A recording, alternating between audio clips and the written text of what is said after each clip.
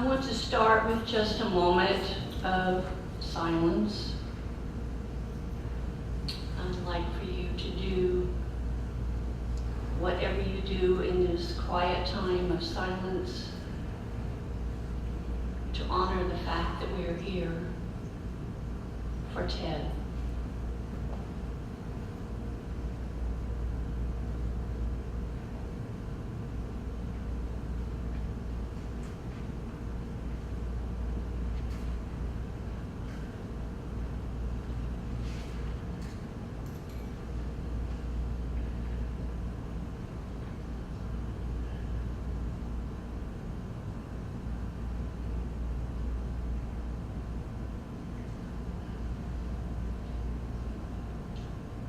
You know, Ted just hated these kinds of gatherings, actually. Had to practically grab him up and pull him to events like these.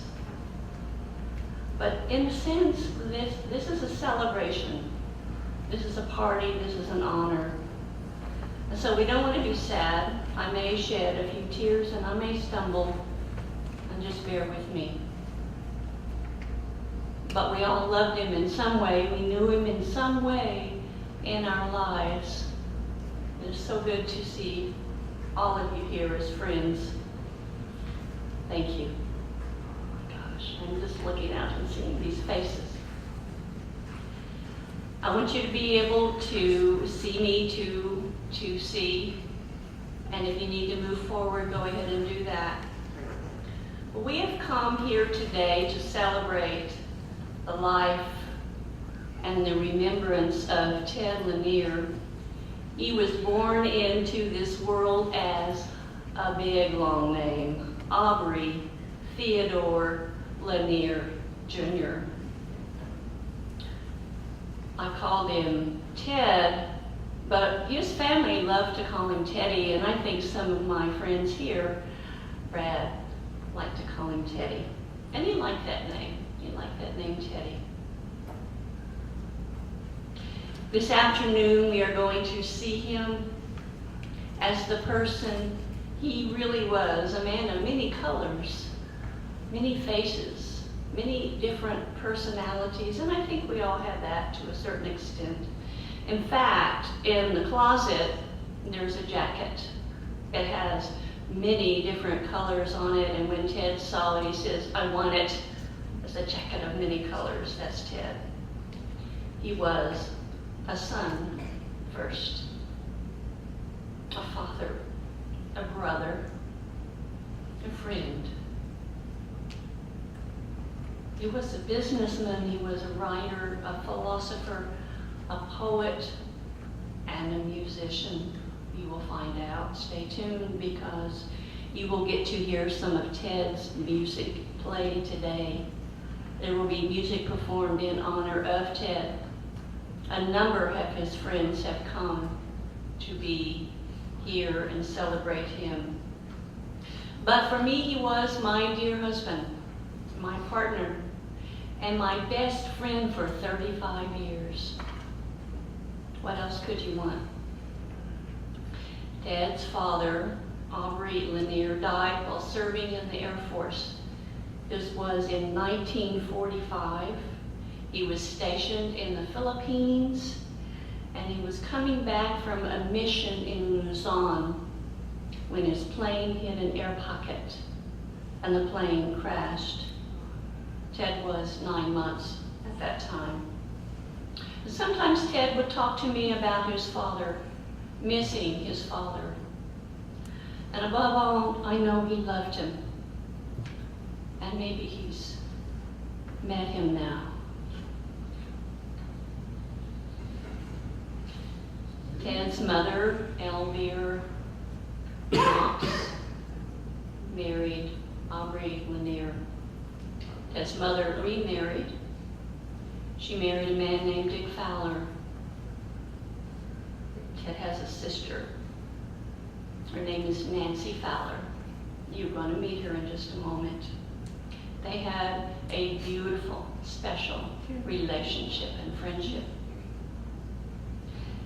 Ted graduated from Auburn University in Alabama and married his high school sweetheart. This union gave Ted 2 lovely children, Rachel Elizabeth and John David. They're sorry, but they couldn't be here today. But, and unfortunately, as life happens, marriages don't always stay together. So Ted was divorced. It was in the fall of 1966 that Ted moved to Austin from Birmingham, Alabama, to continue his graduate work at the University of Texas and a lookout over the faces of those that knew him during those times. Ted fell in love with this town, this quirky, weird, wonderful town that is sadly growing up into a larger metropolitan area, and on and on. This town became his permanent home for the rest of his life. John David, his son, was not able to be here, but he sent a letter. And even though Ted didn't get to be with his children as much as he would have liked in his life, he loved them. He talked about them. He loved them very much, and you may see some pictures up there with the resemblance. Oh, there you go. There you go. And if you'll pardon me a minute, I do need to get my glasses.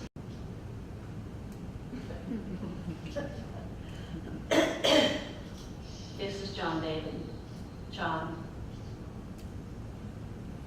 Ted was my dad, although one might say that we did not have a typical father-son relationship. It has been unique and uniquely wonderful. For various reasons, I came to know him as an adult. They just didn't know each other when he was younger. What that entailed in part was that Dad, because of the divorce, had to make a determined effort for us to have the opportunity to get together. I don't know all of the details, as he was not the kind of man to dwell on or complain about things. But I do know that it took no little courage and patience to arrange. So even before I first laid my eyes on my dad, I knew assuredly that I was very important to him and that he placed a high value on getting to know me. I don't know what your individual experiences were in meeting Ted, but for me it was in many ways like meeting myself. Fraught with nervous anticipation as it was, that moment of our first meeting was more like going home than seeing someone new. Our connection was immediate and palpable, and though we did not have a long shared history, in a matter of moments we were speaking as old friends. We made the same cheesy puns, shared the same deep interest in living a spiritual life, and the same abiding sense that we are here to absorb and dispense as much joy, hope, and wonder of that spirit to as many people as we can. And of course, that was just the beginning. As the years wore on, we stayed in touch and had many visits. We jammed together, joked together, and talked about all of the important things that fired our imaginations, quickened our spirits, and called us ever forward into the wonders of this journey. It would be fair to say that we never once, to my recollection, engaged in small talk, though those listening might suspect, and not altogether incorrectly, that we were speaking our own language. In him, I found someone that was not only unexacerbated by talking for hours about why we are here, where we are going, and what all that means, but indeed found it as exciting and fascinating as I do. That was Ted. I don't know how many of you have found someone who is like that, although I suspect that Ted may have been that person for you as well. It is perhaps the best and rarest thing there is. There simply is not time to catalog, nor frankly language to adequately describe what a joy I found in knowing and deeply fellowshipping with my dad. And I imagine that you all know what I mean anyway, as you were his friends and loved ones. Come on in, Jim. Being mindful of that, I will sum it up this way. Ted was my dad, but which is more, he was my friend.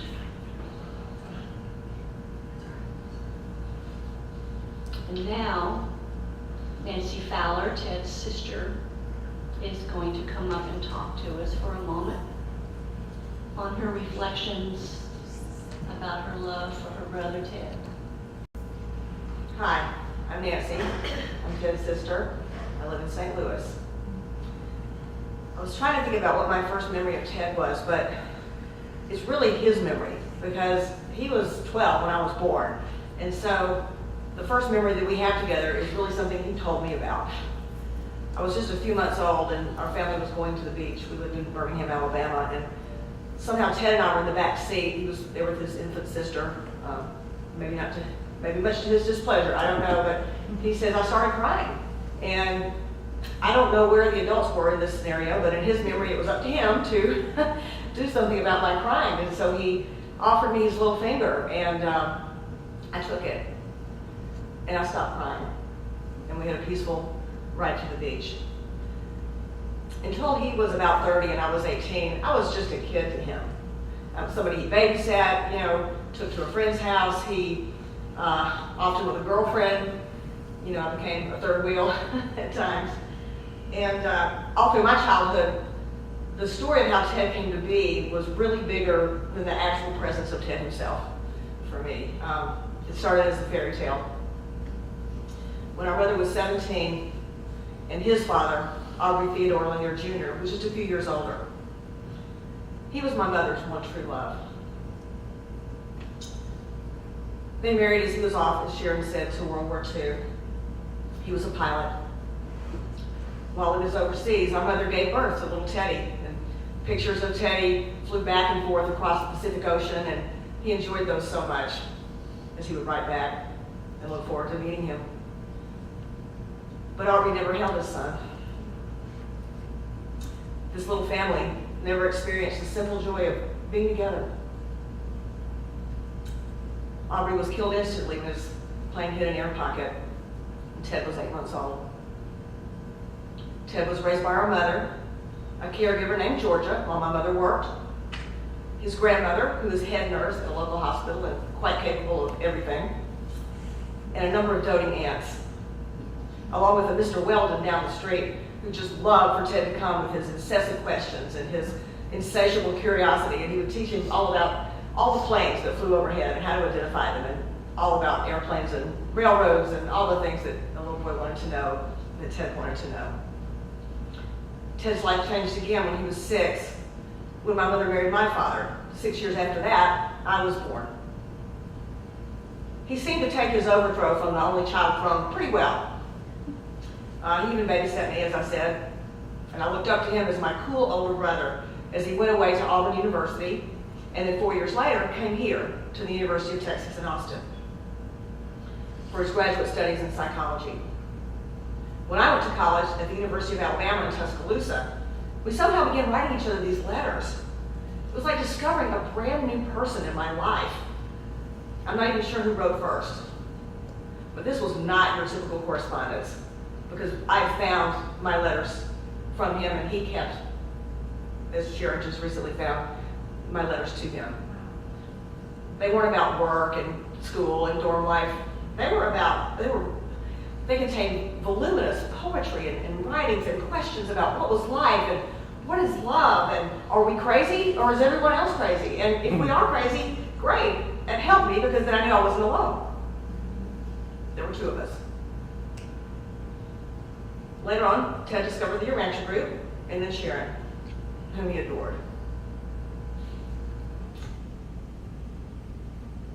I was so proud to tell people that my brother Ted and his wife Sharon owned this whole life bookstore, a place for truth seekers and a spiritual place where everyone was welcome. And in this cool city of Austin, Texas, it was a refuge.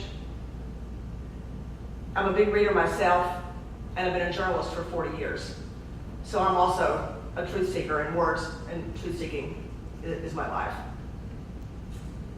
Through the years, Ted and Sharon and my wife Cindy and my 3 children and my mother would often gather for holidays, often in my mother's home in Birmingham.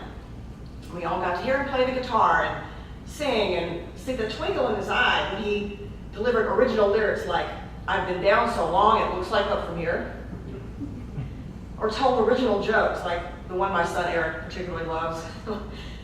Something that I can't tell and I won't even try, but it was something about, it was a small group of people, Brad knows is laughing, that they would ride to work together.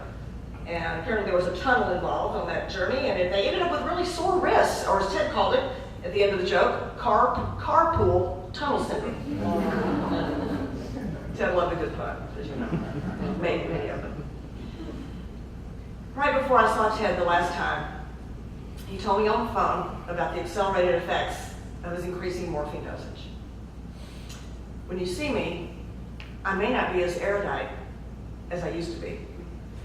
So Ted to use that word erudite when describing any sort of impending language deficit, using brilliant language to describe it. And I arrived for my visit on Monday, May 10th, just a few weeks ago, and I could see that it was true. Conversation was difficult during what would turn out to be his final days.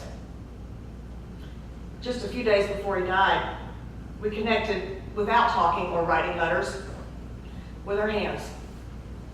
Much like the way it happened when I was a screaming baby and he was a 12-year-old boy trapped in a car with his parents and sister. I cried this time too. I had been at Ted and Sharon's house for about 3 days. It was time for me to leave.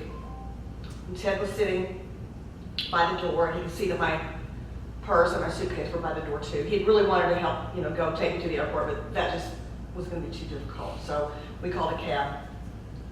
He was on such a heavy dose of morphine at that time, and his words were few, not always in the customary order, and his hands were fluttering. I took one of his hands. And this was 60 years after he'd calmed me by holding out a finger in the backseat of the car. We held hands for about 5 or 10 minutes. Then he raised our clasped hands up to his mouth, and he kissed my hand 3 times. And he managed to get out these words: "We are literary and ferocious."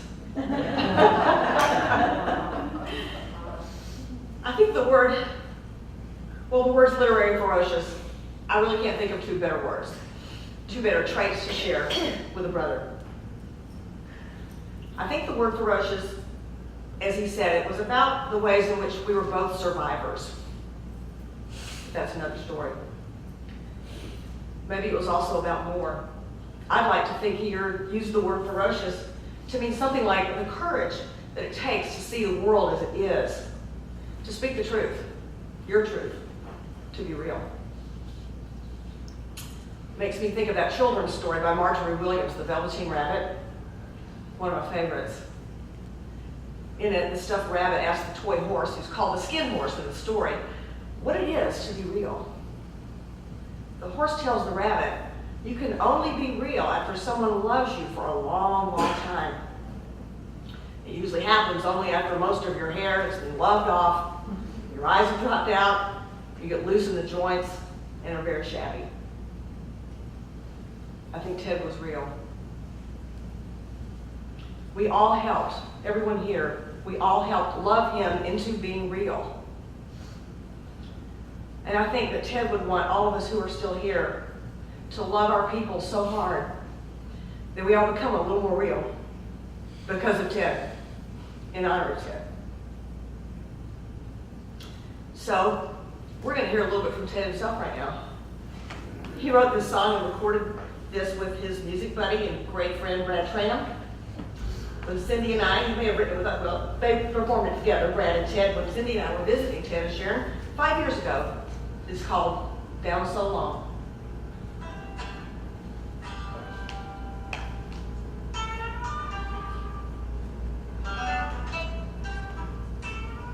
Okay, what day is it, Brad? It's still April 25th, 2012. And the members present are? Your sister Cindy, I'm sorry, your sister Nancy, your partner Cindy, Sharon, myself, Fred Petrino, and yourself, Ted Lanier. That's right. Did I miss it? Yeah, there's somebody in the corner with the ghost And the coconut. Yeah, go. So, are you ready? Yes, sir.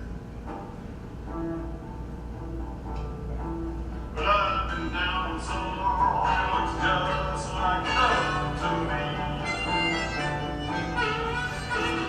I've been down so long, it looks just like love to me. But if you held a hand, I could set my sweet self free. Been away so long, you know, you all pretty strange to me where you've been. I've been away so long, you all look pretty strange to me in Vegas. But your sweet, slow smile makes me feel that way. Let's take a breath.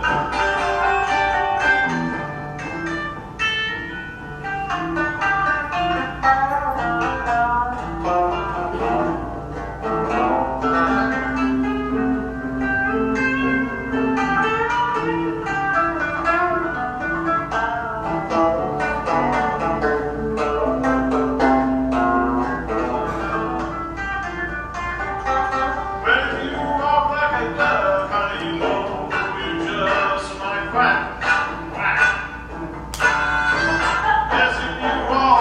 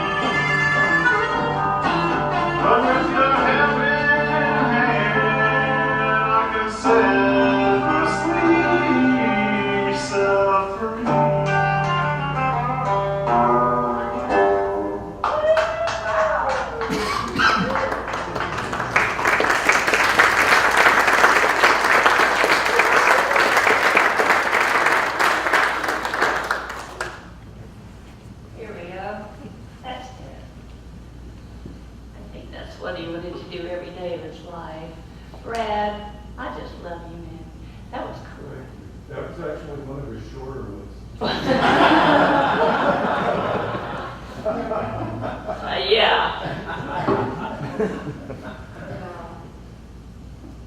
just loving these pictures back here too.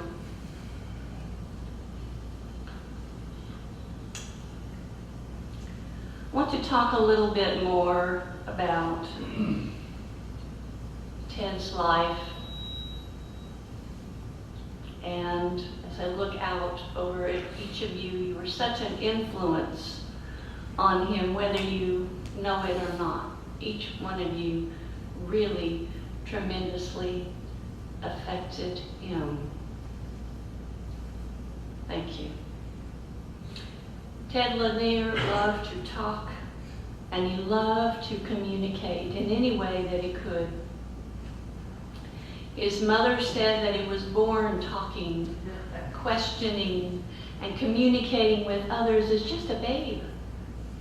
She remembers him standing up in the front seat of her '57 Bel Air, before seatbelts were in the car, hanging on to her, and having serious conversations with his mom, just a little tyke.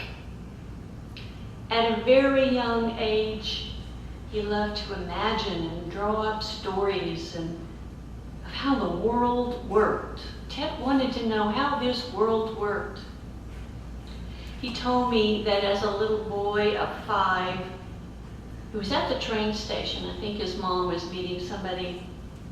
And he remembers telling this man, grown-up man standing next to him, how the engines on the train worked. I said, really? He said, yeah, I knew. Okay. As a young boy, and not having a father, Ted had a wise and wonderful fatherly mentor. And there were a number of men in his lives that were there as fatherly influences in his lives, and some are sitting right out here in the audience.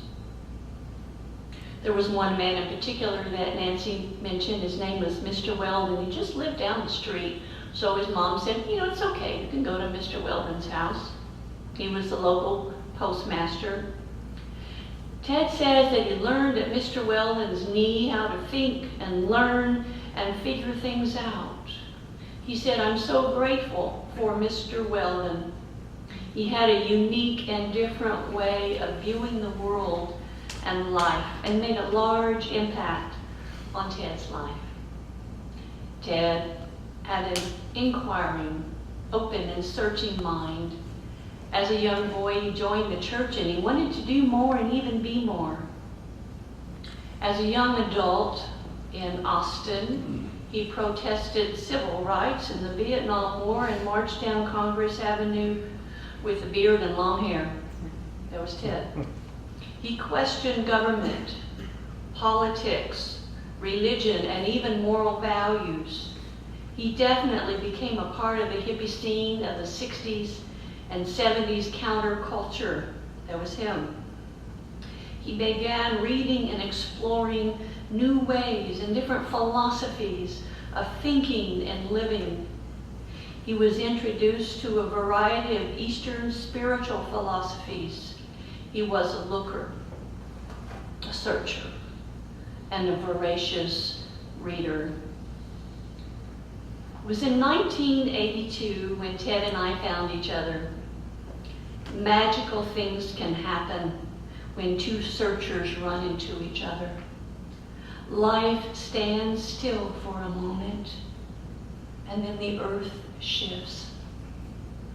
Unknowingly, we both have been searchers in our life. As you know, sometimes dreams get materialized when the right people meet.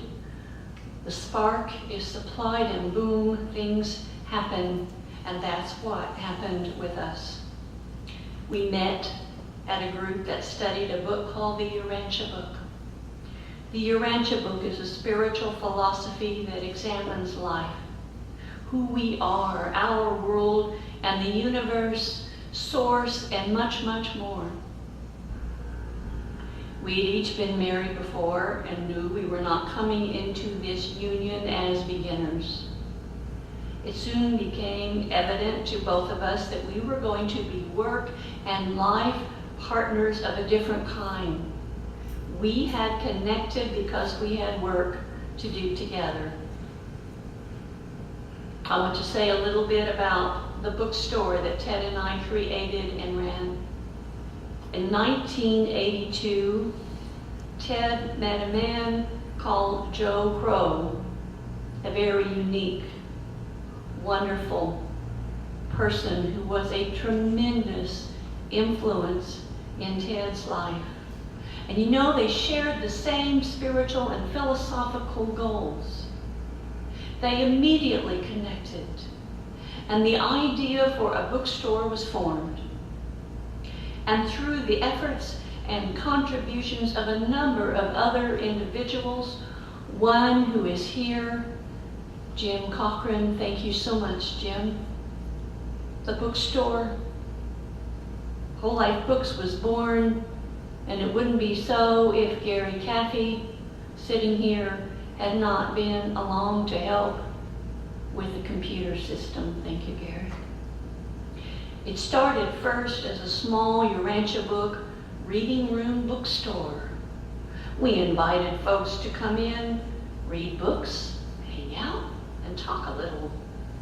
Ted knew that the reading room bookstore concept was kind of a bold idea, but he did it anyway. And it was successful. Before too long, numbers of people came in and wanted Ted to get different, eclectic, and unique, and hard to find books. And Ted did it, and the store grew. We moved from our first space to a larger space in 1968. Actually, the Beach Boys were playing downtown at the river. We could hear them as we moved across in the plaza called Lamar Plaza Shopping Center. And we were there until 2012, October. And Will Kinsley is sitting here, and he helped us. Thank you, Will. We continued to expand and grow in our ideals of what we wanted the store to be and to express. As you know, owning and working your own business is a lot of hard labor, sweat, tears, and love. We expanded every section in the store and began to bring in books on different philosophies and religions. We worked on finding the text and different scriptures from around the world. We worked on that. We brought those books in. More and more customers came in to browse, buy, and learn of the world's different philosophies and customs. We had speakers and authors and presenters to come in and speak on these different traditions. Our goal was to be a place where one could come and freely explore to their heart's content, to read and study if they desired, to incorporate these different truths that call to them in their lives. This is what our bookstore was about. Thank you, Bill Bailey. Bill Bailey helped us out in the very beginning. Thank you, Bill. For 30 years, we worked and played and had a good time together in this endeavor in our lives.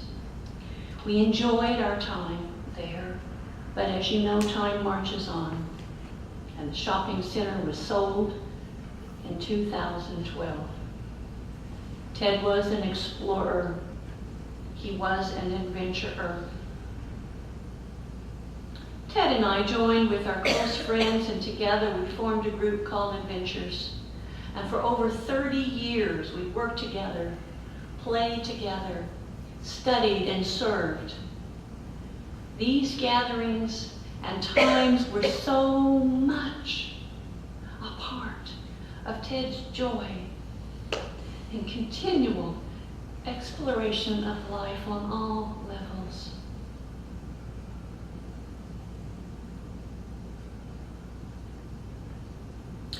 Ted was diagnosed with pancreatic cancer in January of this year. He struggled hard and he gave it a good fight. He will be missed by many, many friends. If you would like to stand up, move around, Don Erickson is going to play some music for us. Don Erickson has been a friend of Ted Lanier's for, Don, are you in here? How many years? I'm going to let you tell your story. But he and Ted had wonderful, wonderful times together, and I'm going to let Don speak for that. Hey, sweetie.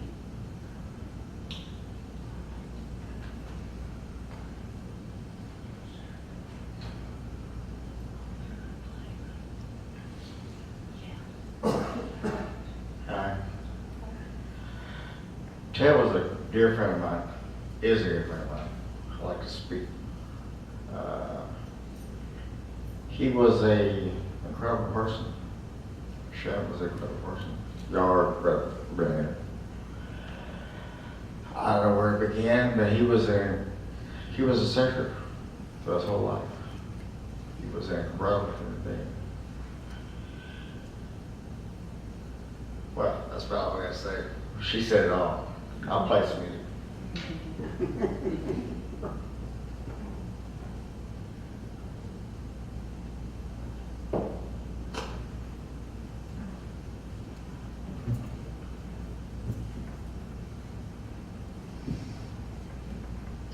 Chad will say things like, I'm giving him guitar lessons or whatever. But he was one who gave me lessons too. That was incredible. We'd be at half price, whole life books, and half price. And he'd be going through the stuff on his computer about, we just got into chords and stuff like that. But he took lessons from me. This is a song that he went to my father's funeral. And I played this at my father's funeral. Now I'm playing another funeral for my best friend who I've been. And now I'm playing for Ted. But it's kind of a song for renewal. It's called I Love You.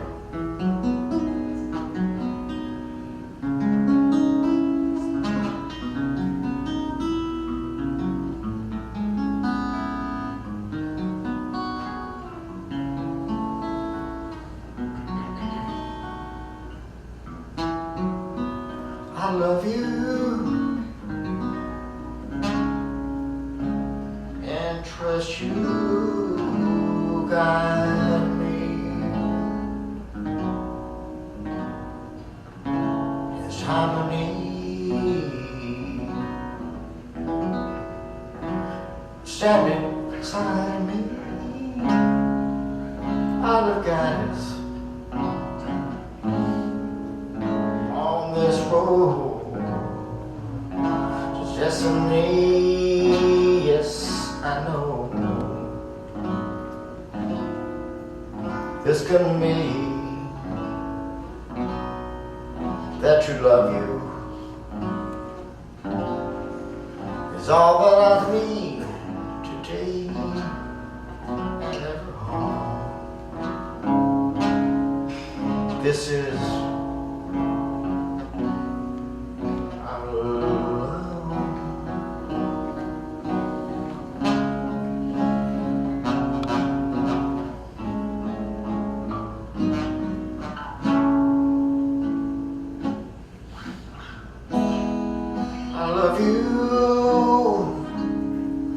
trust you, guide me along this road. Stand beside us, out of guidance on this road. Just destiny, yes I know this can be that true love of you. It's all that I need today This is, after all, this love is, after all, this is our love.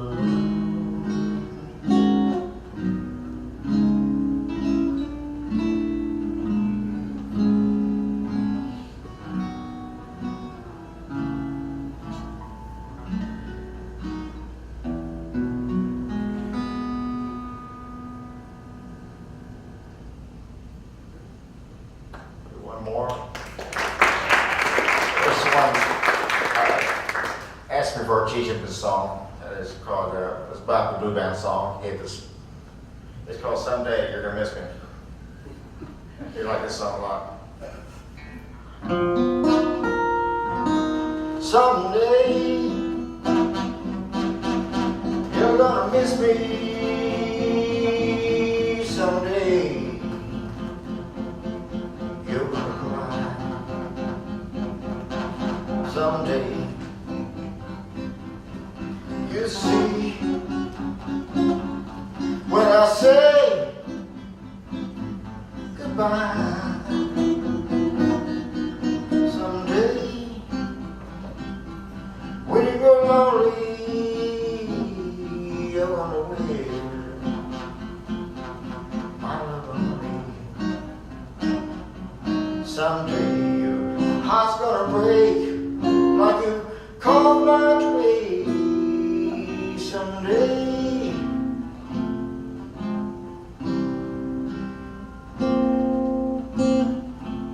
many hearts have been broken.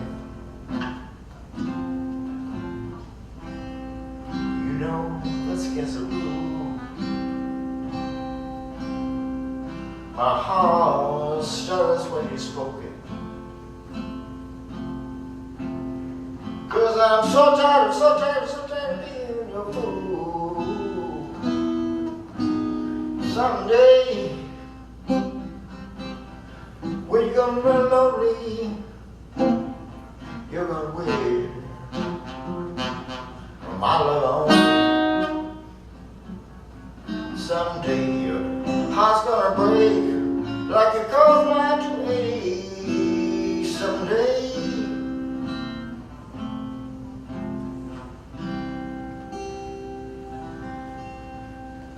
Thank you.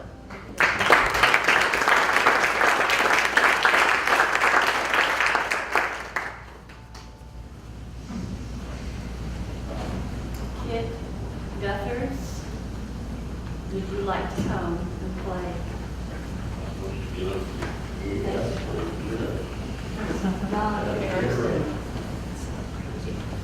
Ted had many wonderful friends, and he loved this man that's going to perform for us more than a brother. Known him for many years. I'm going to let Kit talk a little and play a little. Kit Guthers.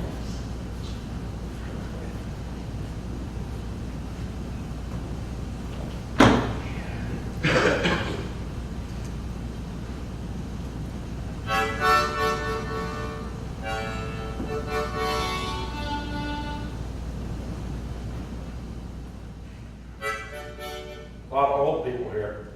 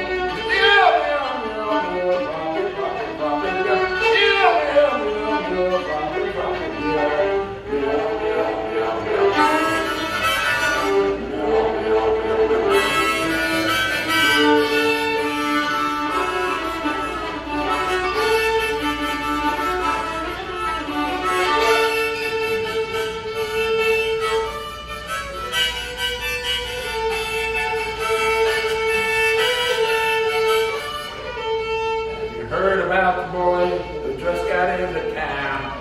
He's going around and he's knocking people down. I'm looking for that bully of the town. I just got here myself, I don't take a bunch of stuff.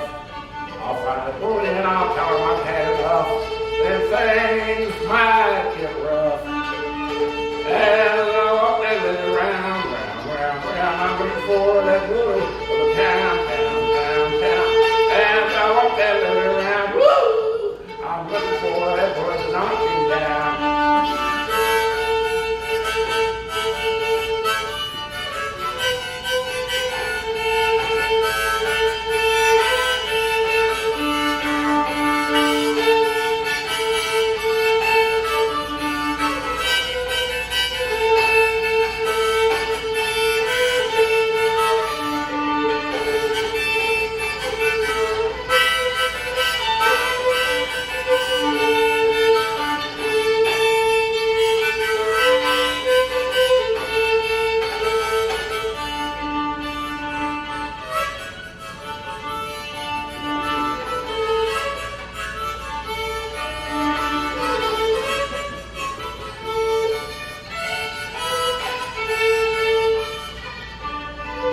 Dreaming now of sweet Hallie, she's in the alley.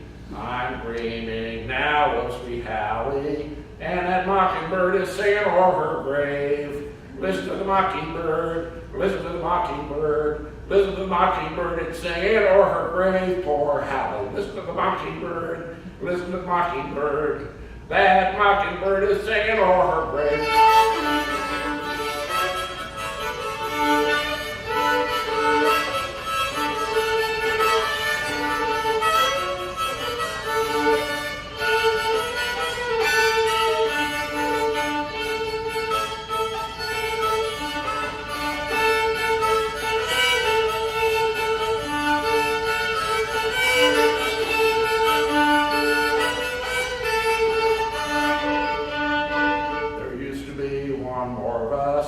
There was 3 of us, or maybe 4 of us. There used to be 1 more of us. Now there's me and that mockingbird in Hallie's grave. Listen to the mockingbird, listen to the mockingbird, listen to the mockingbird, singing o'er her grave.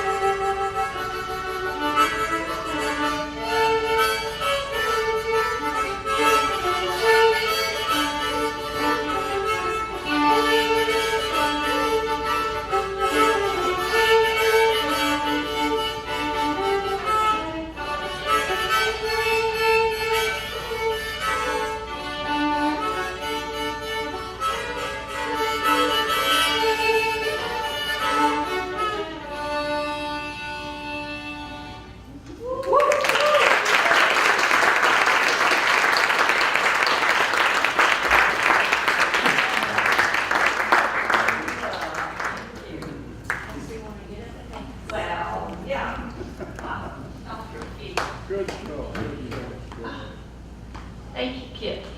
Ted and Kit actually started and Ted was right there. Help me out, Kit. Kit Guthard's Gentleman's Shop and Cyclery. Wow! And they were partners. Ask Kit about that later. I just thought the name was just so cool, and so unique. At this time, it's your turn. Would like, first of all, to say that the bathrooms are down the hall and I believe to the left. If you need at any time to get up and go, you feel free. We're not going to pause for a break for that, but if you need to get up, you're welcome to. Well, I want to open up this mic for anyone who feels like they want to come up and say a word, whatever.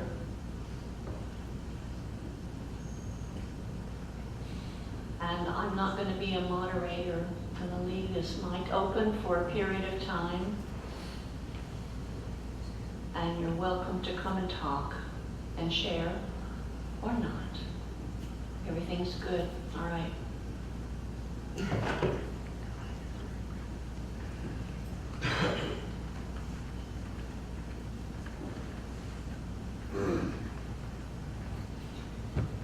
Hi, for those of you who don't know me, I'm Kate Cooper, and we were involved in the Adventures in Spiritual Living with Ted and Sharon for all these many years.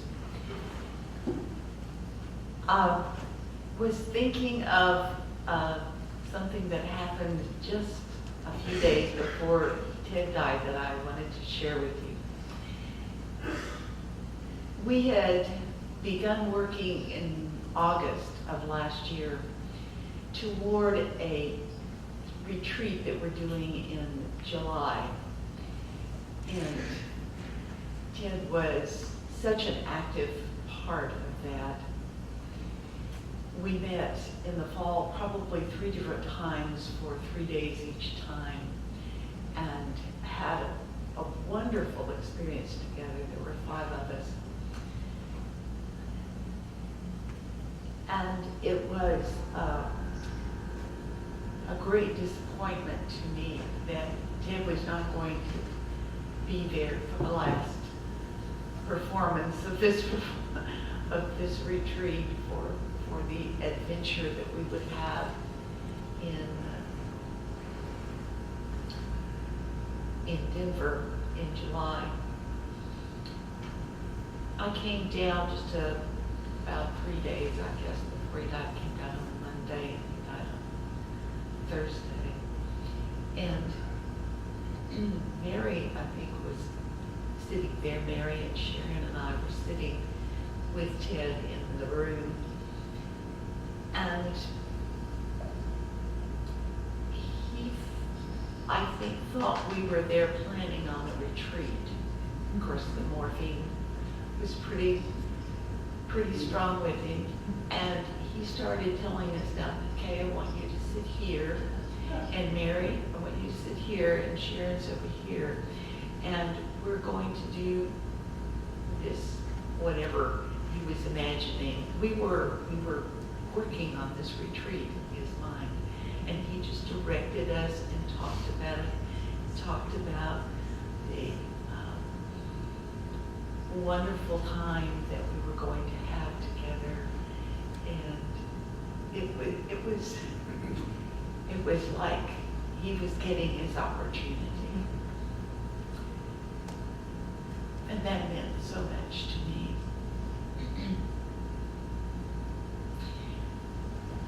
One of the things that I recall from years ago that I admired Ted so much for, he was in a difficult situation with some other friends, and they would be at odds every so often, and it was an ongoing situation that was difficult. And he eventually reached the point where I really expected him to exert his influence and call a halt to all of this, because, you know, sometimes when you're in a relationship with other people, you know that you can be the winner here. You can take all of the toys and go home, that you're the one with that power, and he was in this situation. He could have stopped working with these other friends, but he didn't. He never did. He kept trying, because if he did that, then they wouldn't be involved anymore in the organization and what was going on. That was so meaningful to me that he had the strength and the kindness to keep on trying and to keep working with those friends, so that they would continue to have the opportunity to do what the group was trying to do together.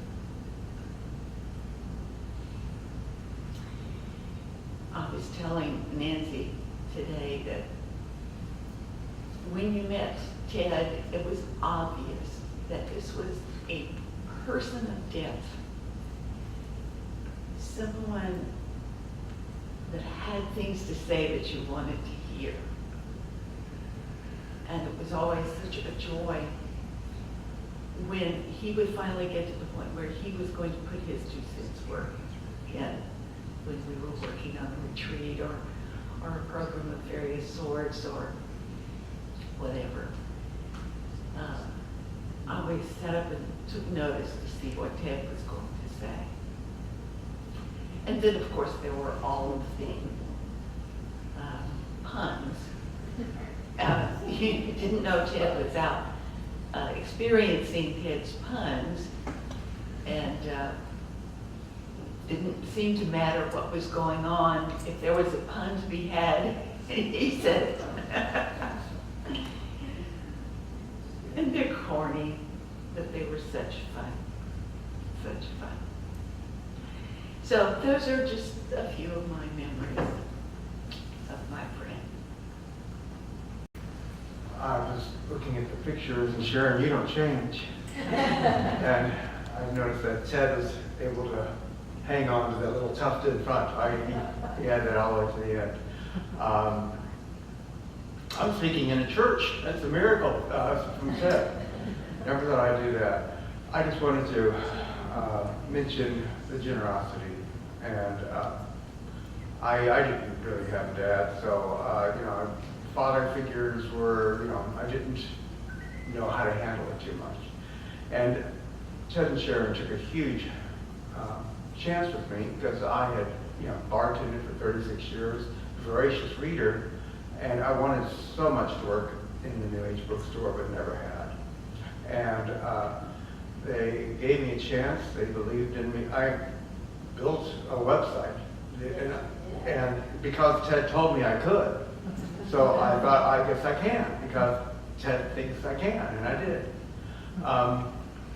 And it was just such a wonderful experience. There weren't too many rules.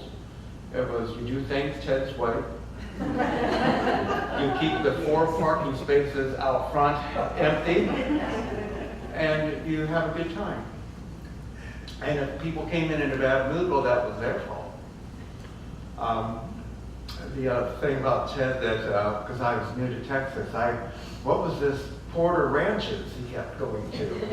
And why would there be all this fishing at the ranch?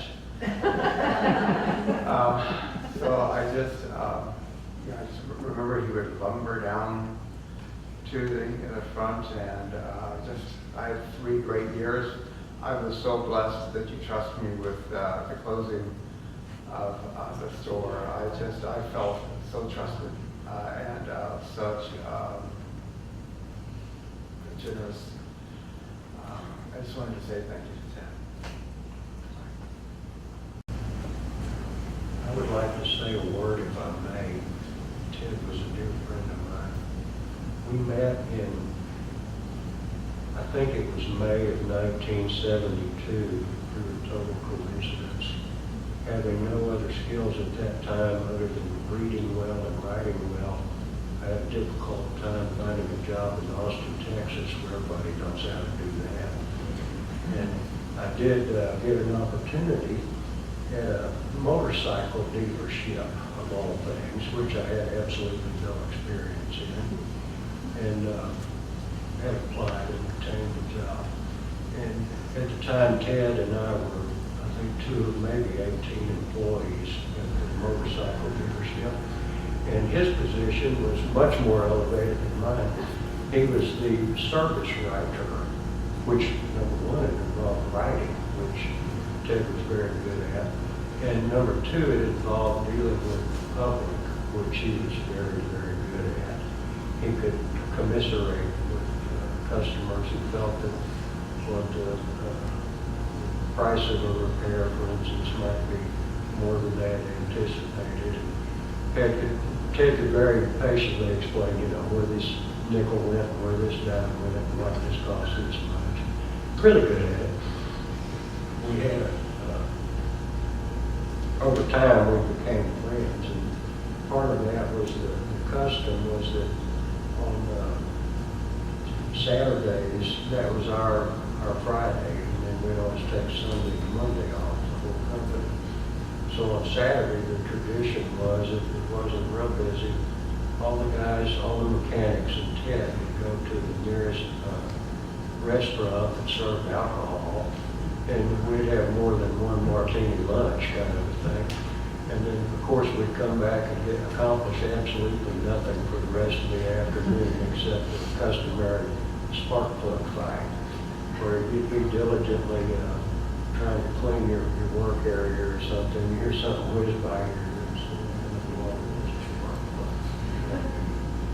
Nobody's looking, throw it over there. Here it comes, pretty soon the whole shop is covered with flying spark plugs. Brent Adams and Ted and I got to be friends, and Brent and I gathered together with Ted, I want to say it was 3 or 4 years ago, because he hadn't seen Ted since the early 70s. So we decided to meet at a fish food place somewhere in North Austin, and we got together, and of course now I'm bald-headed, and Ted was a little gray, and Brent's nothing but gray, and we were sitting around talking about our old experiences, and Brent and I had to compliment Ted, which was really a compliment that Sharon deserves, because of the three of us, Ted was the most preserved. And we were speculating as to whether Sharon fed him formaldehyde or whether it was the liquid form of preservative that Brent and I use might be more damaging to our bodies. Perhaps. Anyway, Ted was very, in his motorcycle days, he was not sloppy and not long-haired. He kept a neat business-like appearance, but unlike the mechanics who kind of resembled the animals you would see at the zoo, that roll around in questionable substances. At the time, over the years, as I got to know Ted better, and his skills of erudition and his imagination and his fondness for a good song. It's a friendship, I think, that can't really be described. I'd like to thank each of you, part of Ted's life, to thank you for being here and thank you for letting me be here. What's your name? My name is Eric Wilson. There you go. I'm sorry, I didn't introduce myself. Ted and I once had a conversation. We collaborated on writing several songs. And we were speaking what Sharon spoke of earlier about what does life mean. And it really means probably something different to every creature we lives. But where Ted and I took it that day was that some people pursue whatever truth is. Some people pursue it through spiritualism, some through religion, some through science and math, some through painting and art, and some through music. And you'll never, we decided, get to a position where your music or your spiritualism or your art is, okay, that's as good as it can be. I'm glad I finished that. It never gets there. And maybe the meaning of truth is that it's about the journey. It's not about getting there. At any rate, I was happy to share part of Ted's journey. Thank you. Well, I'm Mary Huggins, just to identify myself. And I know Ted since the late 80s, early 90s, as a part of the Urantia group. And we were friends, but extremely close. It was interesting. I liked Ted. It was just, he was kind of over there and I was kind of over here. And then, as Kay mentioned, we started working on this retreat together with the 5 of us, Billy Kay and Ted and Sharon and myself. And as that evolved, we became a true spiritual family, the 5 of us. And Ted became my brother. I'm from a family of 4 girls. I never had a brother. So I'm missing the older brother I really had. So it was a privilege to have Ted as my brother, and I will meet him again. I would like to read part of a poem that he wrote some time ago.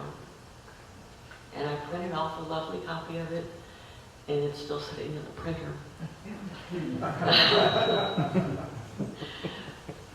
Resurrection morning, and the tears stream down my face. Basking sweetly in the glory of the whole ascendant race. I never thought I'd make it through the darkest days of pain. Oh, the joy comes flooding through like the gentle healing rain. And now I live a whole new way and see eternity begin. Ted Lanier. I knew Ted for 30-something years. I came to Austin to go to law school, but I knew about the bookstore. I thought, well, that'd be I love to read. I thought that'd be a great place to work, but I missed the opening of that, but it turned out, because when I go to town, I have to see every bookstore in town. Saw there, and next thing I know, he was asking me to work there, which worked out since we worked there for like 26 years or something like that. So it turned out, and as Sharon mentioned, in addition to doing sales work and stuff like that, I built the computer system for them, which, again, I was going to law school, so that was a change in direction for me. But that actually turned out, I dropped out of law school, decided I loved computers more, and ended up that became my career. Recently retired and that's how I made my living most of my life. And that's an example of Ted, just as someone mentioned earlier, he was willing to take a chance on you, and he would let you learn a lot. He was a strong personality, so he had definite things he liked and didn't like. But on the other hand, he gave you a lot of room to grow and learn things, and that had a lifelong impact on me. Other thing I really, really appreciate about him, and this has been alluded to by many people here who've spoken, is a very broad personality. Music, poetry, science, philosophy, religion. He would even get interested in computer stuff. And normally, I'm used to, you mentioned what you do as a living as a programmer, and people are like, I got to go freshen my drink or whatever. They didn't want to talk to you.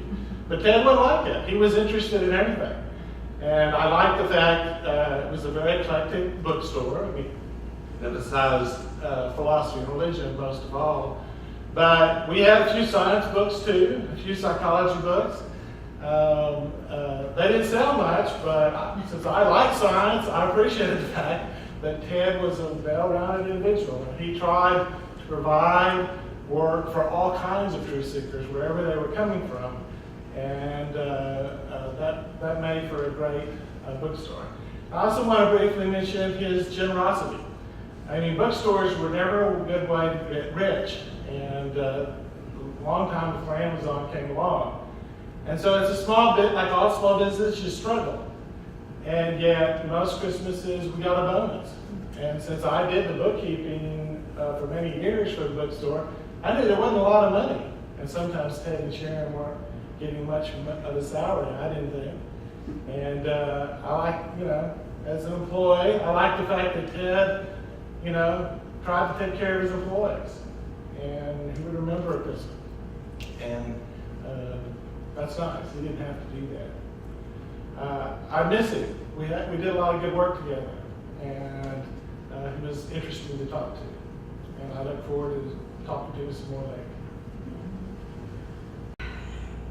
So we'll try to do this without total breakdown, okay? I met Ted and Sharon on the same day when I walked into the bookstore looking for a Rancher book. And Sharon looked at me and she said, "You're really into this, aren't you?" And I said, "Yes, ma'am, I am." And she looked at me again and she said, "Not yet." And it was a good year before I bought that book. But we had a lovely conversation. And I'm part of a community that owes this store a lot. And owes Ted and Sharon a lot. I'm a practicing psychic. I'm a healer. I'm a writer. I'm a teacher. And I'm another seeker. And they not only encouraged us, they allowed us to share those gifts with the public in their store when no one else would. They welcomed us, they encouraged us, they even advertised for us. That was unheard of. Unheard of. They welcomed us, they made sure we were comfortable, they made sure we were in a good place in the store where we could be seen, but yet private for our clients. They made sure some of the readers even got fed, because they could probably look at some of them and tell this was a second or third job. I miss the store. I miss seeing them on a regular basis. And I miss the hugs. Thank you. I'm Bill Cooper. My relationship with Ted was all revolving around spiritual things. And I only have two things to say to you. That bookstore was important, not just to Ted and Sharon, but it was important. It started out, best of my memory, as an experiment to expose Austin to the Rancher book. And it exposed thousands of people. Its success shouldn't be measured, or rather its importance shouldn't be measured by what we would call success, by wealth or by numbers or whatever. Its importance was that it was an experiment, and it was important, cosmically important, for that experiment to be made. Ted and Sharon invested a lot of their lives in trying to see what would work. And in my opinion, it achieved a great deal. And I commend them for spending their lives that way. It was, if nothing else, important to me to see that experiment run its course. So I say thank you to Ted and to Sharon and to a lot of other people, some of whom are here with us today, for the efforts that they made by investing themselves in that bookstore experiment. Thanks to all of you. The other thing that I wanted, and I'm feeling good because I'm remembering what the other thing was. The other thing that I wanted to say to you is to always remember that Ted is not dead. Any more than you're going to be dead when your body stops ticking. Everything that he was still lives. Part of it lives in our memories, so it's still here.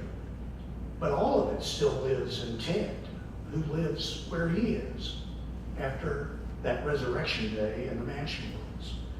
That book that he was so dedicated to says that we wake up right where we left off. And one of the things about reflecting on that is it says, don't put off achieving what you know you need to achieve, because you're going to pick up right where you left off. And if you don't do it here, you're going to have to do it there. So why not go ahead and live the way you think is important? Go ahead and get education when you're 80 or 90 years old, because when you wake up, you've got it. It's yours. It's not lost. So think of Ted as living. Think of Ted as taking with him everything that he was. Think ahead to that continued relationship with him when we wake up. And I trust that he's going to be there to greet me and say, come on, Bill, there's some things here I want to show you. I look forward to it. Hope you do too. Hi, my name is Bruce Brown, and Ted was a friend of mine. And you could say Ted was a great man, and Sharon is a great woman. And you know, whenever you say Ted, it's Ted and Sharon. Really, it never was just Ted, because it was always Ted and Sharon. And I was really privileged to spend, you know, some quality time with Ted in different, you know, over a period of several years. I moved here in '86, and I'd been reading the Ranch book for about 15 years in Kansas, where there was nobody else that read the book there. And so I moved here, and I said, well, is there a community here? And it was the bookstore. And what a special place that was, and how they focused on that. They had all the spiritual things there, but that was their focus, and that was Ted's focus. And, you know, what a special thing that was for me, you know. And over the years, and especially the last few years, I could call Ted Teddy. You know, he was Teddy. He was okay with Teddy. I didn't know that, and it comes from his childhood. But anyway, he was such a special person, and Sharon is such a special person. And that store was such a special place. You know, we were all so lucky to have that in Austin for so many years. It was unbelievable, and it was a great kind of safe place for me to go. And I always talked to them. One of them was always there. You know, if Ted happened to be gone, Sharon was there. You know, and it was just, for me, coming, you know, not knowing anybody, I think, you know, because Ted was probably one of the very first people I met in Austin. And, you know, it was a very, you know, long and beautiful thing, you know, to have somebody that not only of like mind, but boy, you could learn so much from the guy. I mean, you know, he was always like a step ahead of you, really. You know, he was always over there looking for the next thing that he was going to say, and he always found it, you know, and then he would bring it up, and we would all learn from it, you know. It was just, to me, one of the really special things. It's always Ted and Sharon, you know. They were so strong in this community and so valuable to this community that I don't think that can be overstated, you know. And you know, the bookstore, you know, when they thought that somebody else was gonna take it over, it didn't quite work out. I was saddened by that, you know, but as we all know, these are very special people. And I'm so privileged to have known them and a lot of, you know, almost everybody here. Not everybody, I hope to meet everybody today. But it's why we're all here, and, you know, it's a really special thing. And the thing about Ted was he knew right where he was going. I mean, he is there. And, you know, and you keep that in your thoughts, and you know that he's, you know, in a special place with Jesus. You know, he probably, you know, he only had to spend 10 days on each one of these mansions, probably. You know, but anyway, thanks so much. And And my heart goes out to you, Sharon, and I know you'll do well. So thank you. Get myself up here. But I felt like I had to, because listening to everybody's stories, I know we all connect to these guys in different ways, and mine is a little bit different. It's nothing through the bookstore or anything like that. I've lived next to these guys for over a decade now, and I met them at the open house to the house I bought, and they were doing those things that I know I'm guilty of. A house near here is on the market. You kind of go in, explore, see what it's like and everything, and they were just coming out of the house when I was going in with my husband and my then 5-month-old baby, who's now 11 years old.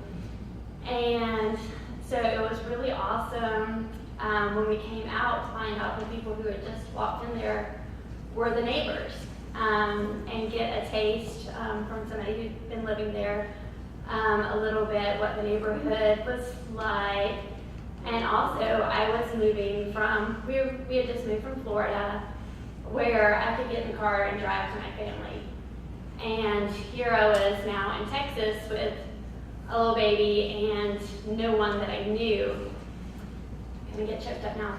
But Ted and Sharon kind of came almost like surrogate grandparents, and also those neighbors where we spent plenty of time just back and forth, you know, just texting, or for me sending a kid over, can I borrow eggs, or what was it, baking soda just last week, and stuff like that. And also just kind of reminiscent on, now I have 3 kids, and their playscape is kind of on the side of the yard closest to Ted and Sharon's house. And sometimes poor Ted and Sharon, they would be outside trying to enjoy just the serenity of the backyard, having nice conversation and coffee together. And my kids would just hear somebody's over there and climb up on their playscape and just talk to them from above the slide. And I'd be inside the house and hear my kids just like having a conversation. A lot of times we kind of like, come on, let them have their times. But kids are kids, and you know, you guys all know how like Ted loves to engage in conversations and stuff like that. So I'm just really fortunate that I've got to know these guys, and I don't think I've ever even told you that I think meeting you that day and everything was kind of like a part of like why we bought that house too, knowing that it was kind of going into a nice warm community and stuff too. So. My name is Jean-Pierre Eudier. Everything we have mentioned about Ted, I knew and I appreciated. There's one more element that I really also appreciated. Not only was he and Sharon in the bookstore selling the books, but he was reading a lot of them. And as a influential reader, quite often I found that I could understand the influential book themes and truths better because of the books which I found. And I found the same spirit in Ted. In a sense, he didn't limit himself. He was so open to every source of truth. And that I admired so much, because to be open, not just to one segment of truth, but to be able to welcome it, where it comes from. It doesn't matter who says it, but it resonates as truth, and you embrace it, you defend it, you live it, and you did live it. Thank you, Ted.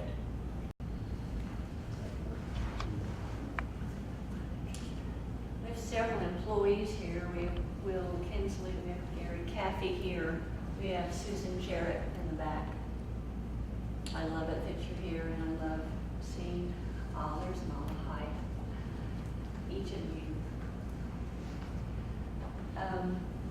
Ted was a songwriter, and boy, he could write these incredible songs, and he loved to play music. There's Chris Crow. Ted would jam with you sometimes.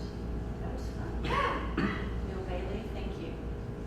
Bill and Ted used to hang out and talk about philosophy and on and on and on, and how fun that was. And Dale, thank you.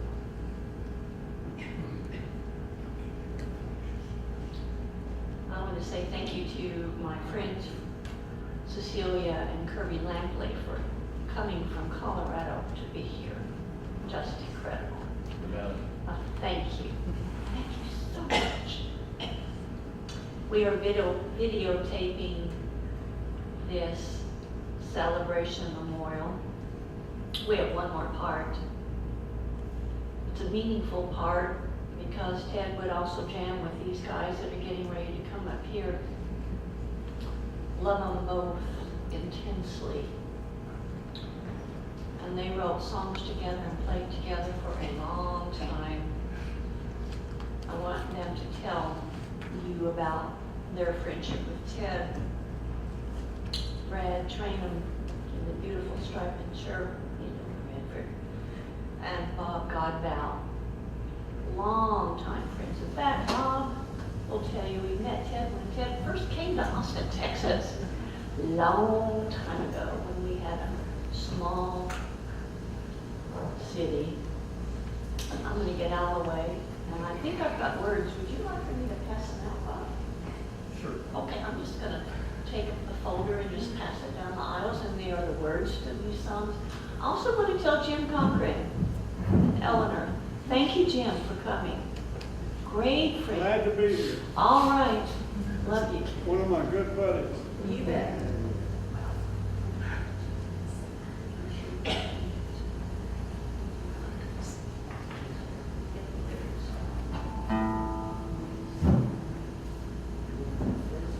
Yeah. Let me put on my glasses. Do you need glasses?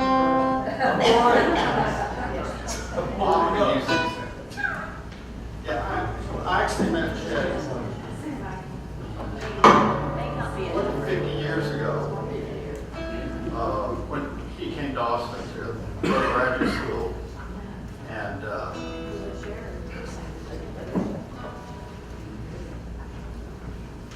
I was probably one of the first people he met in Austin. And I think we met and we started talking, and we continued talking all along. He was great with words, gifted with words, gifted songwriter, and we're going to play some songs that he wrote. Yeah. This, I met Ted at a Christmas party around, well, it was in 2000, I think. And he, someone had told him I played music, and he wanted to make sure they were telling me the truth, or they were telling him the truth. So he started asking me what the chords were to this Walking in a Winter Wonderland.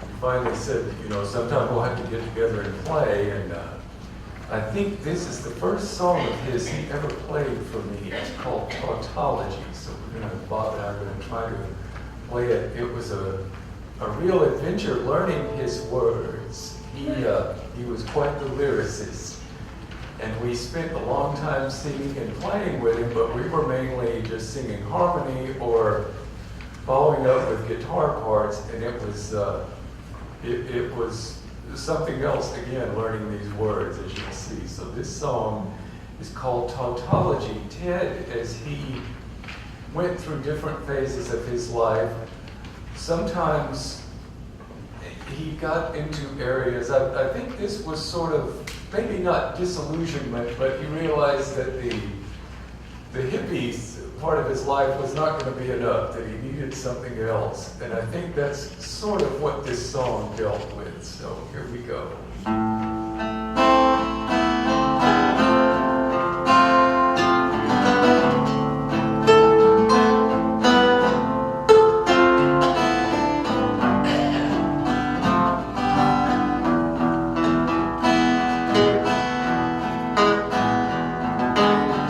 What's to become of me? What will be, just like tautology. Words still born not free. I was running around this railroad station. I was looking for a ride.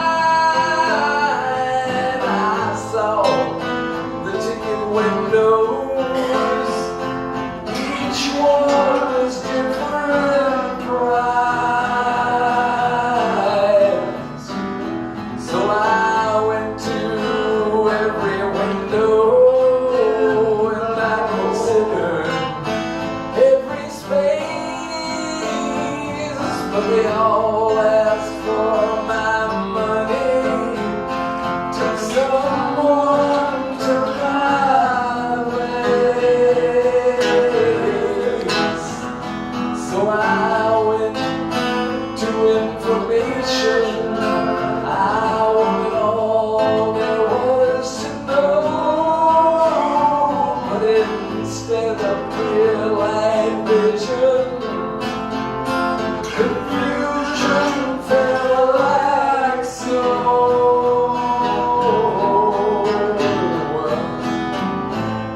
Is there a consolation? Is there a meaning to this plot?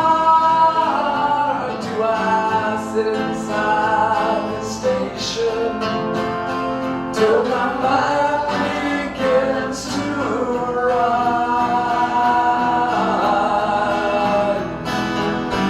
Outside, the streets were empty, faces full of dread. You know, I could not leave the station to face the walking dead. Doubt, you are a demon. You know you plague my soul like hell. Your eyes, they are so piercing, but you run your course pell-mell.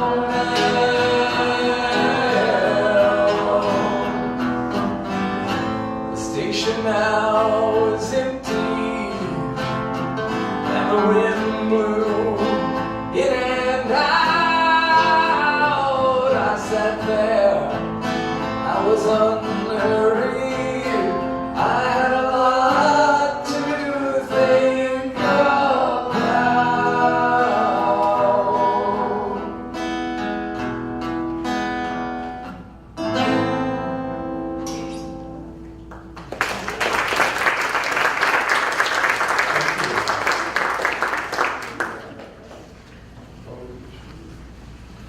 Now, as has been mentioned, Ted was a truth seeker. I think he sought truth in everything. And as has been pointed out, Ted saw truth as a moving target. And he wrote this song, I believe, around 2002. And we used to have to gently urge him to turn down. He always wanted us to be a rock band. Bob and I are more folks, and we are rock. So there was always a little bit of, ease that down now, preserve your hearing. And so this song is called Follow the Truth. This is one that he wrote.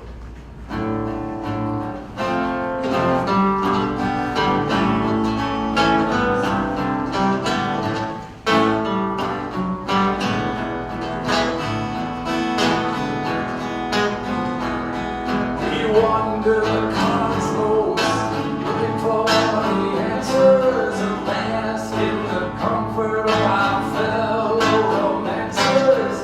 Go from the past to the present and the future. We learn how to become a love flame inducer. Follow the truth wherever it leads. Follow the truth wherever it leads. We went to see Big Blue to ask him a question. She said that the truth is not a destination. We found we could know it only by living, embracing the pain and the loving and the giving. Follow the truth wherever it leads. Follow the truth wherever it leads. Now you've got to ask and answer your own question. It comes from someone else. It's just a suggestion. You ask, am I real or just imagination? I tell you, we both are each other's creation.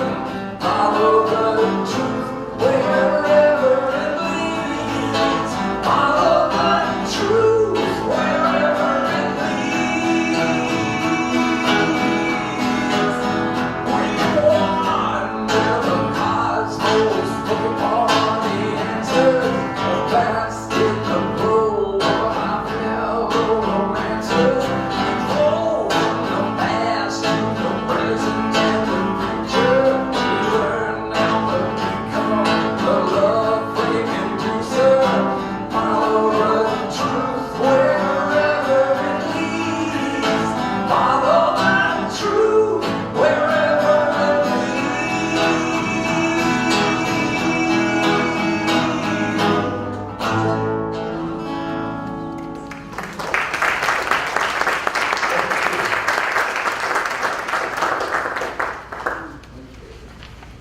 Now, all of us here had some relationship to Ted.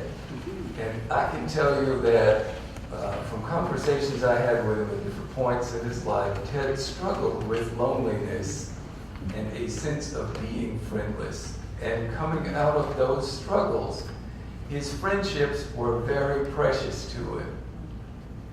Now, this song he wrote in 1972 about a friendship that he made, and so it's called Friendship 972. This was a very difficult song for me to learn. I think you have copies of it there. So notice the poetic use of language he used in this song, and I'm going to try to not just notice it, but also remember it all the way through. But if I don't, you have a written record of this song, whether I sing it correctly or not. You ready? Yeah. Okay. 15 miles in Brentwood. Just one person stopped and stood, seeing sounds he could not say, searching thoughts uncategory, looking weary at the sky, laying down as if to cry, but cry could not even try. Wells of love, of tears all dry, then only say that you'll be kind. Even the sweetness so sublime. 15 miles in Brentwood, our path through life is understood in Brentwood. All senses lost, of what the pace, of what the cost. Shadows mingle down with stars, smiles fade too from life's long wars, meandering mind, such wilderness, and yet to say, to just express one small thought of tenderness was more than one alone could do. Then only say that you'll be kind in your sweetness, so sublime. 15 miles in Redwood, our path through life is understood. 15 miles in Redwood, one more person stopped and stood. Take time to cry, open minds and satisfied. No instant joy and peace were sought, for peace is sweet. So time or wrong, but tender kindness did me again. And when they call me a friend, can only say that you'll be kind in your sweetness, so sublime. 15 miles in Brentwood, our path through life is understood. 15 miles in Brentwood, our path through life is understood.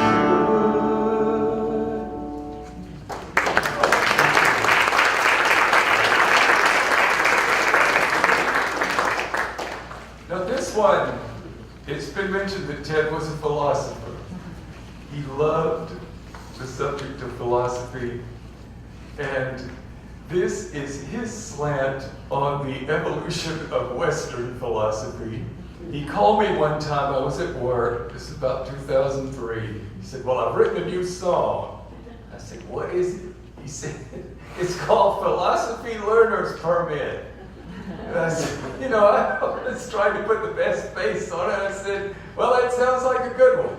He said, it is. It's a country and western song about philosophy. So now with all due apology to Socrates and Plato and everyone all the way down to Hank Williams Sr., this is Philosophy Learner's Permit.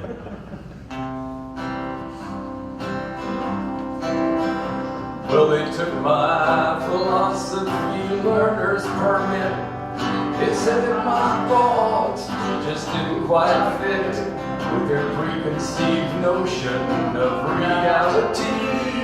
They had no place for a boy like me. A boy like me. A boy like me. A boy like me. Unfettered and free. Well, I loved Aristotle and the golden mean, Plato's cave and the real unseen. But my undoing was the current groove, the iron hand blend and the academic slew. I heard Immanuel Kant with Genghis Khan, and I popped an ugly old American territorial imperative for us to flee. The rich get richer and there's you and me. And they took my philosophy learner's permit. They said that my thoughts just didn't quite fit their preconceived notion of reality. They had no place for a boy like me. A boy like me. A boy like me. A boy like me. Unfettered and free. Well, David Hume was trying his best to pave the way for the scientific West.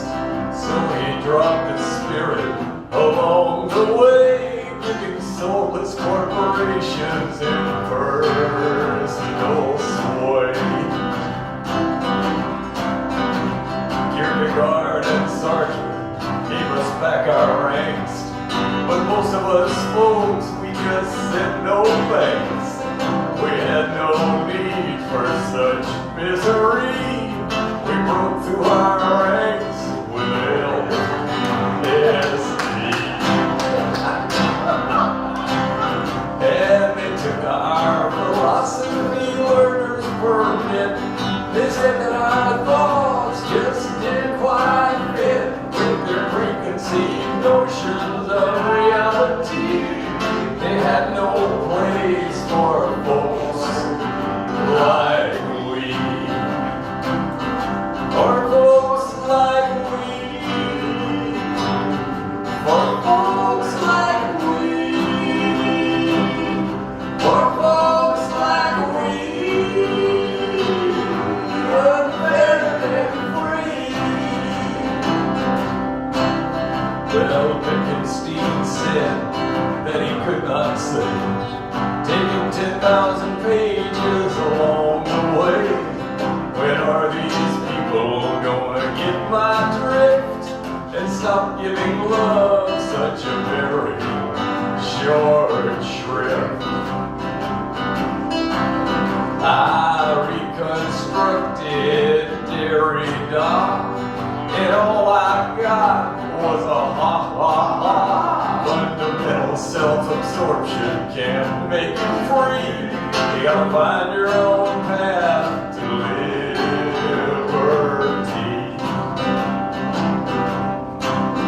I don't know if abstraction can become concrete, or what you need to be complete. But if your mind is open and your heart is full, the Spirit will cut through all.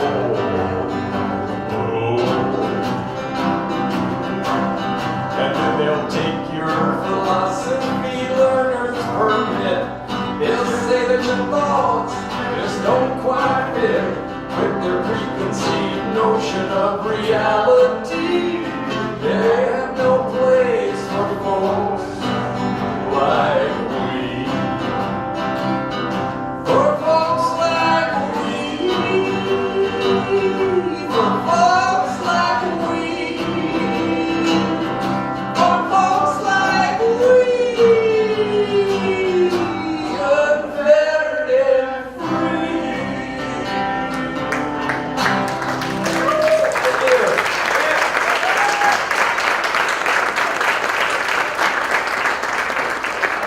A country western crowd here. This is the last song I'm going to play for you. Ted's spiritual life was very important to him, and of all the songs I'm aware of that he wrote, this one, I think, exemplified that in a very simple and trusting sort of voice. Here we go. I see a new dawn, and I've heard a new song.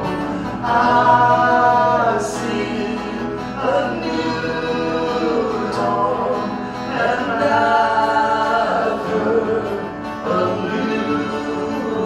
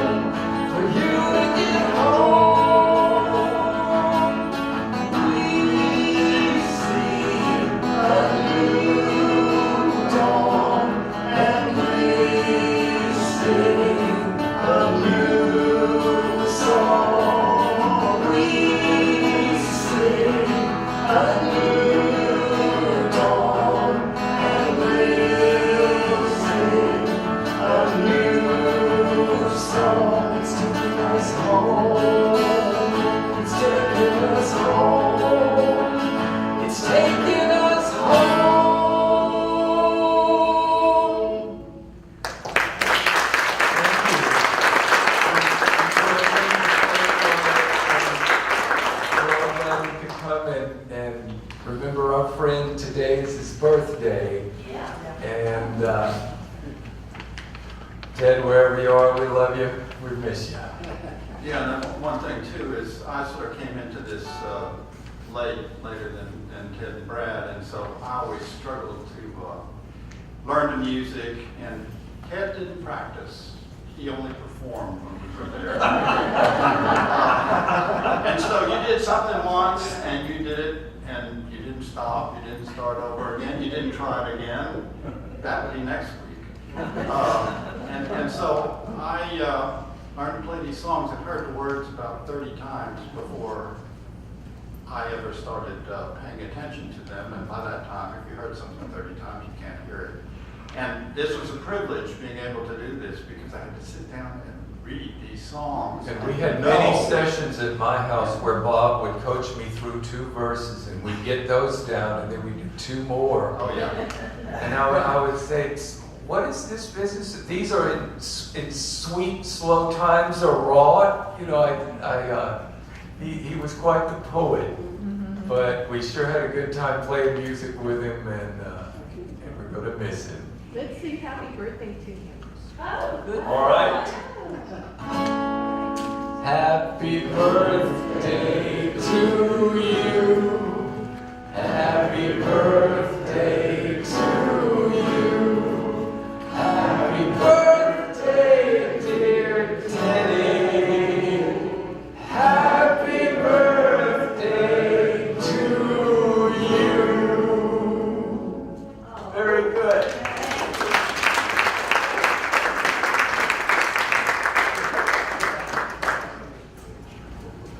We actually have birthday cake. Yes. Love you guys so much. Come up here.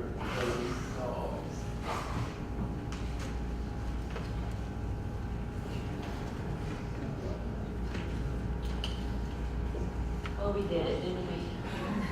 And it's beautiful, and thank you for coming, Eugenie.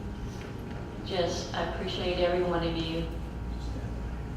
If you go down that hallway, you can get there the other way.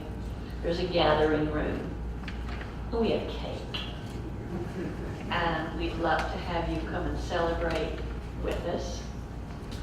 So, one more time, thank you for knowing Ted and supporting him and being with him, and he loved you, each one of you. Appreciate it. Thank you.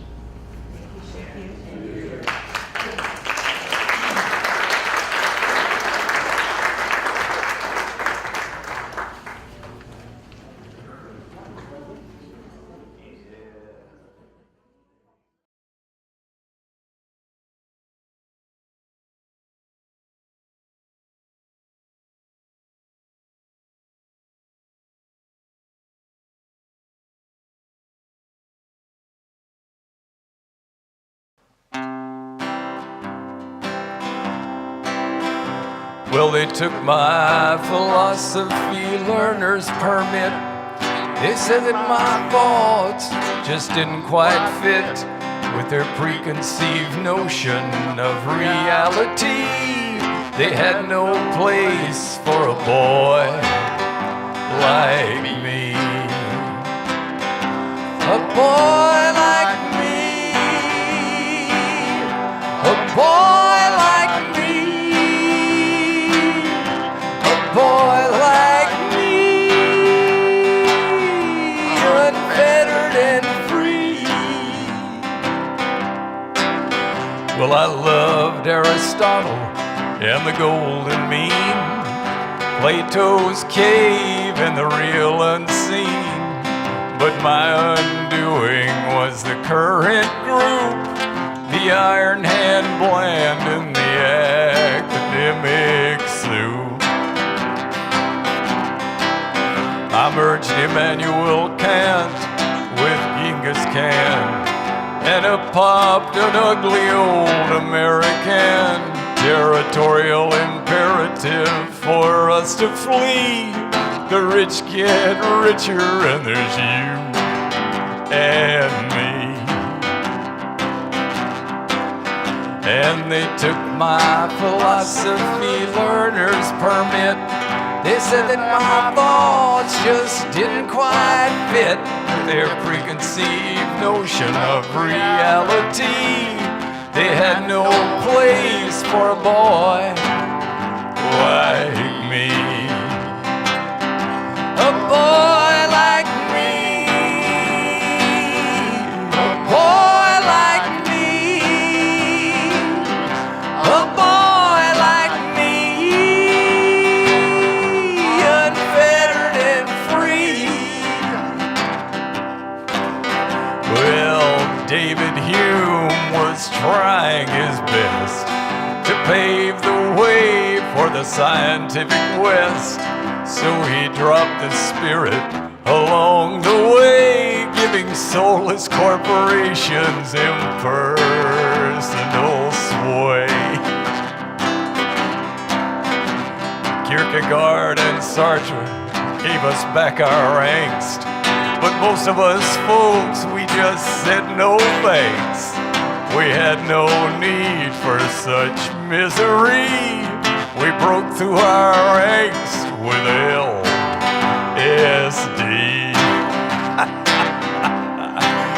And they took our philosophy learner's permit. They said that our thoughts just didn't quite fit with their preconceived notions of reality. They had no place for folks like we. For folks like we. For folks like we. For folks like we. Unfettered and free. Well, Wittgenstein said that he could not say, taking 10,000 pages along the way.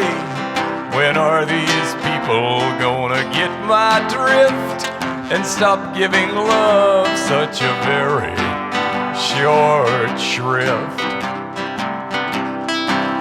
I reconstructed Derrida and all I got was a ha. Fundamental self-absorption can't make you free. You gotta find your own path to liberty.